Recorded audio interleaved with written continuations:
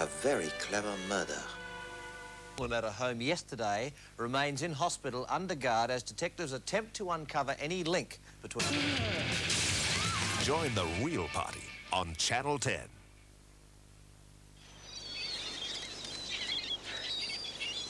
So, what are you going to do with it? I don't know. We could be millionaires. Anything that we want. I already have everything I want.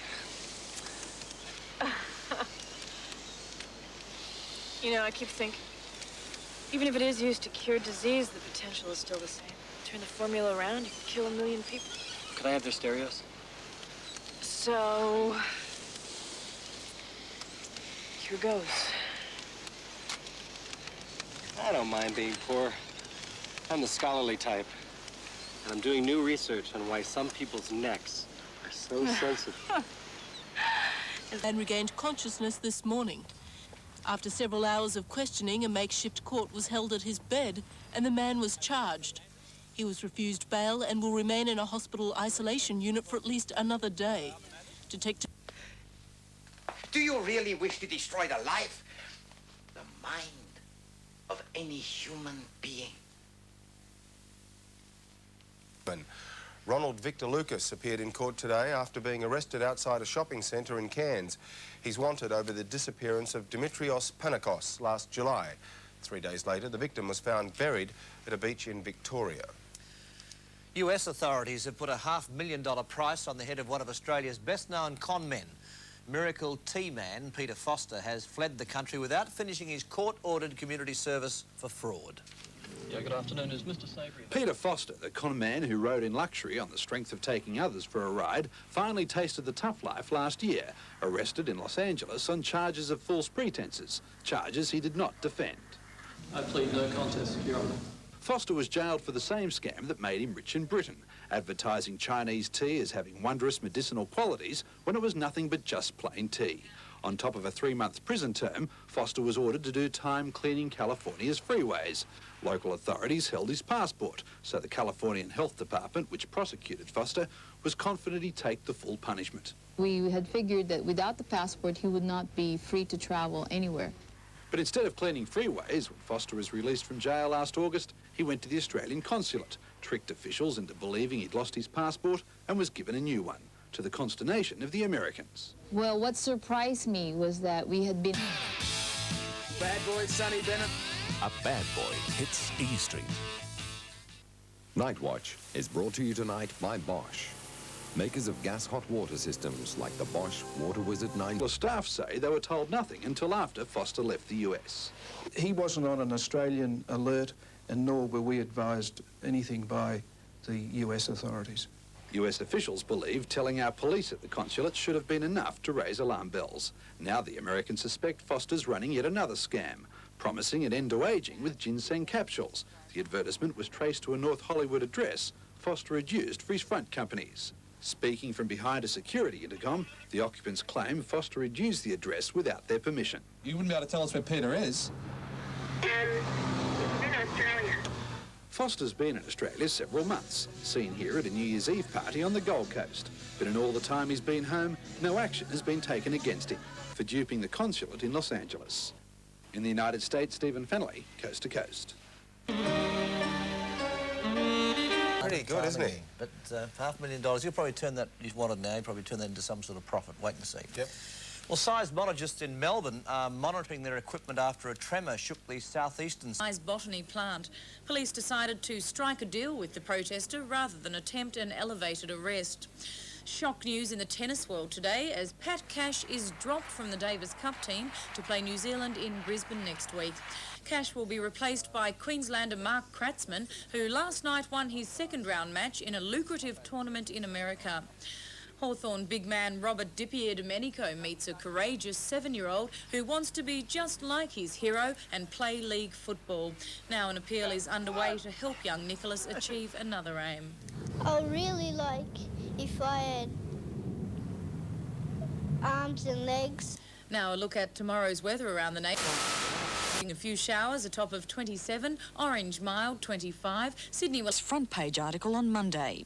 It suggested Mr Peacock was exploiting immigration fears and anti-Japanese sentiment with his announcement that a coalition government would scrap the multifunction Polis scheme without waiting for the results of a feasibility study. Mr Peacock defended that decision once again during the press club speech. This is a very elitist concept. Crunchy bran. High bran has really great taste, just like Wheat Bix, plus 2 dessert spoons of crunchy bran in every biscuit. Wheat Bix High Bran. It's the tastiest way to eat bran. It's the only way to eat bran. At the last federal election, nearly 500,000 Australians blew it by not voting correctly. Were you one of them? Are you absolutely sure? On Election Day, the 7 Network links 5 cities and the nation's capital live in Poll 90, starting 6:30 Saturday.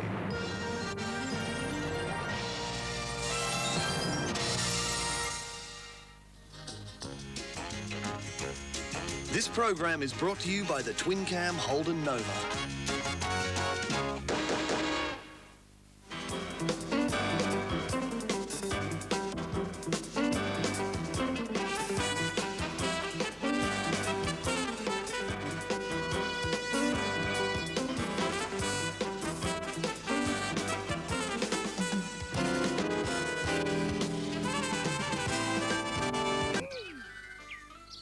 You play? Make every day a great day.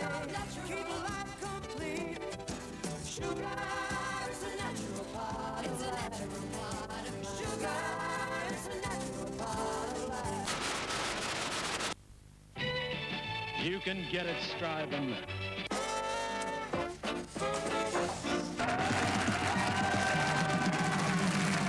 Good.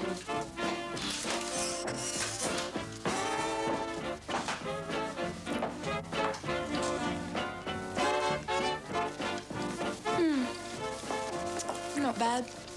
Not bad. The good thing about beef shortcuts is... It's great, Michael. Yeah? They don't look like you've taken any.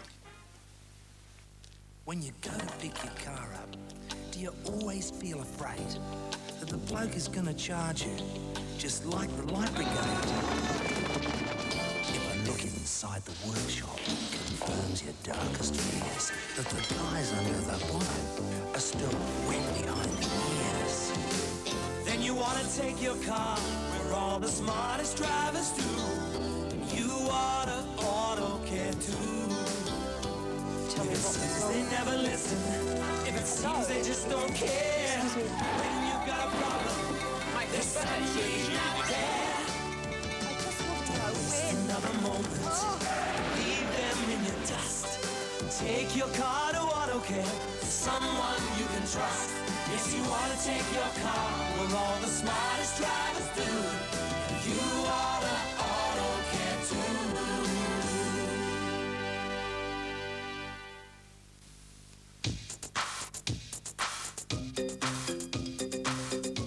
So how can I make it up to you? I'll forgive you just this once. But I want flowers, flowers everywhere. I want flowers, flowers everywhere. I'll forgive you, flowers everywhere.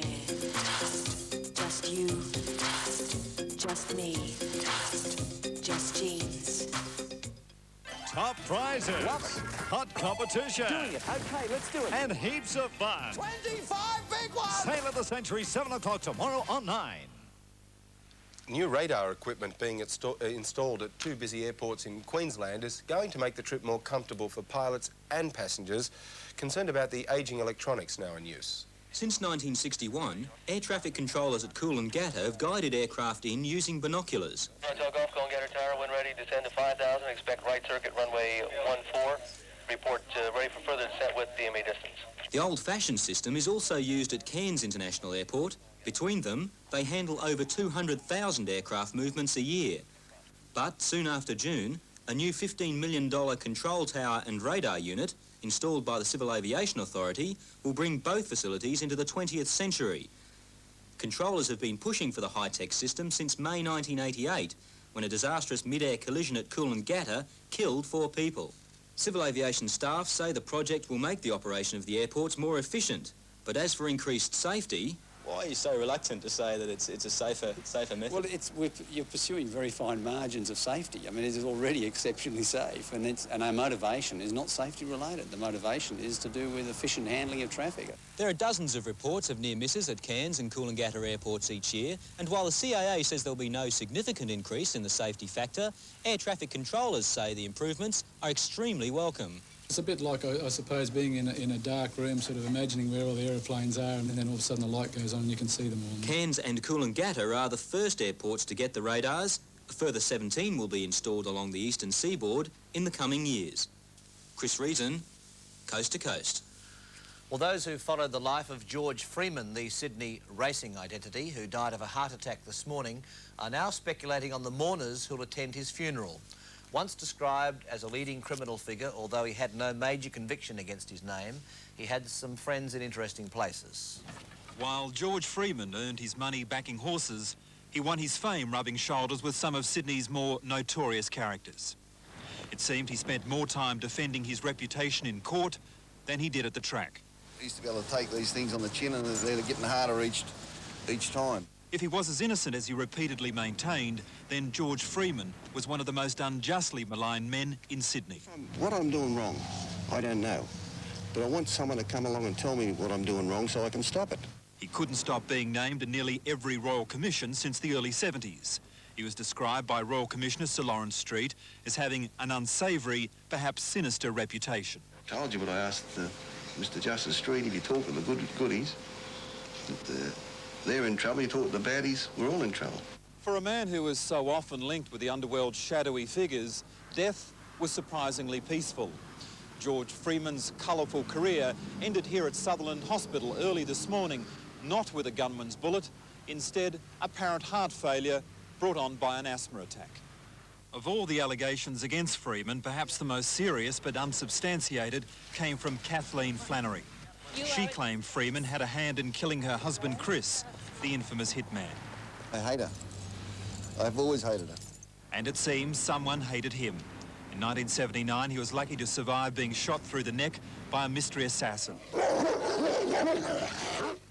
The incident prompted the so-called colourful racing identity to turn his former luxury Yowie Bay home into a fortress. It was surrounded with barbed wire and monitored by security cameras. He might have lost his peace of mind, but never his sense of humour. You're sick of being called the colourful Sydney racing identity? Well, it's better than being called a crook. Mark Burrows, Coast to Coast. The big news from overseas tonight continues to be the remarkable changes taking place in Germany. East Germany's new government has called for the reunification process to move quickly. Just one day after taking power, the Conservative Alliance has pledged to do everything it can to make sure East Germans don't become second-rate citizens in the new Germany.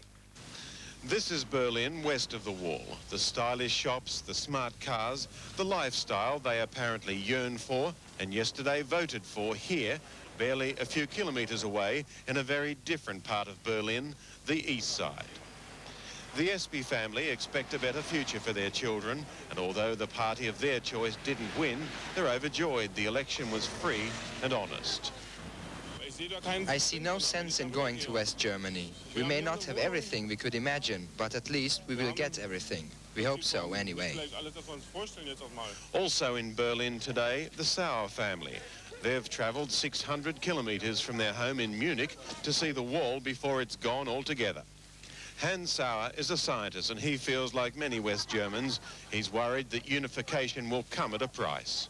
Last night I was deeply disappointed, and I think they have voted only for economic reasons.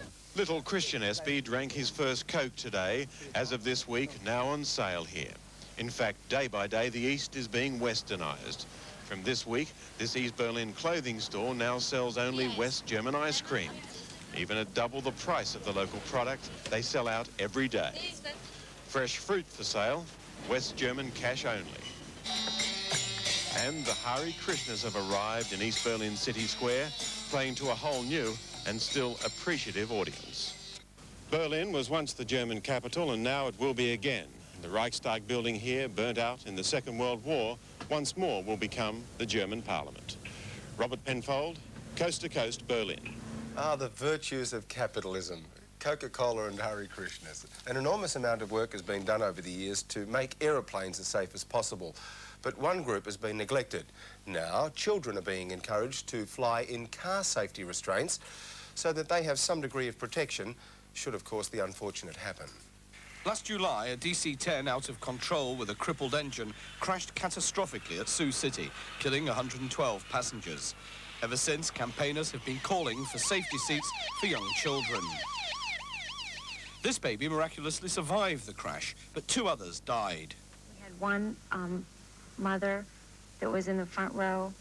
She was at a bulkhead seat, and we patted the babies with pillows and blankets and placed them on the floor. And the mother, she didn't want to let go of the baby, but she didn't want to put it on the floor, but she ended up, that was the only other alternative other than holding the baby in the lap and crushing the child. So that woman, she lost her baby. Safety seats like this British Airways prototype could perhaps have saved those babies, but until today's announcement, weren't allowed on board by Civil Aviation Authority rules. Well, we do welcome any enhancement to safety, and this is something that interests us. And in principle, we agree with the idea of child safety seats. At the moment, a mother with a child can only be offered an extra seat belt to hold the baby on her lap. When child safety seats become available, In this note,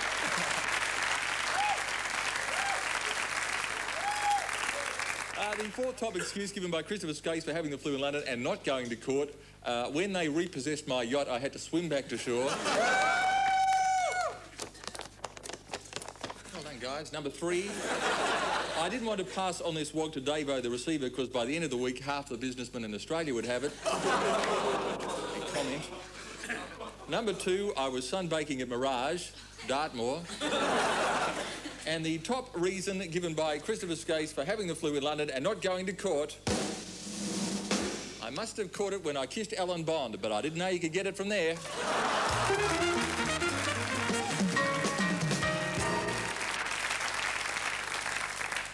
Hey, our first guest tonight made her singing debut in the 8th grade and was voted the best-looking senior in 1963. She's still pretty stunning at 45. She's about to go on stage tonight and tomorrow night at the Metro in Melbourne and the 23rd of March in Adelaide and the 25th and 26th in the Perth Concert Hall. Please welcome live Deborah Harry.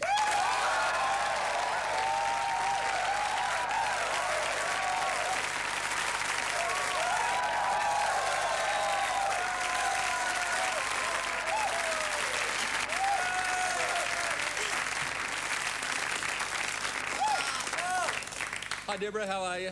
Fine, thank you. How are you? Very well, thanks. Now, I suppose the question that everyone wants to ask, what's your phone number? Area code 212. What's this? 212. You're not going to give it to me, are you? No, I'm not. All Not right. on the air. Okay, look, your first band was a hippie group, The Wind in the Willows. That's right. Did they have any hits or No. anything vaguely resembling a hit? No, the closest thing that it was that it was pressed into a piece of plastic, but that's about it. That was it. Are they still together, the Wind in the Willows? No. They're not. Not to my knowledge, no. We've got a puppet show happening in the back here. Who's operating that? You're not. Are you with Jim Henson there? Oh, he's on his own, this guy. I don't know. I don't know him. Now, can I ask you, you used to hang around with Andy Warhol a lot. What was he like? Oh, he was very nice to me. He was really nice. He was an inspiration. He was? Yes. That's fair enough. That's a good answer. Now, you started off as a Playboy bunny at one point. Yes. Did you get to meet Hugh Hefner? No, I didn't. Which outfit were you, which particular Playboy outfit were you working in? Not clothing-wise, location-wise. Oh, in New York City. Mm-hmm. Yeah. And what did the job entail? There was a tail. Yeah. Yes. But now, what was the job?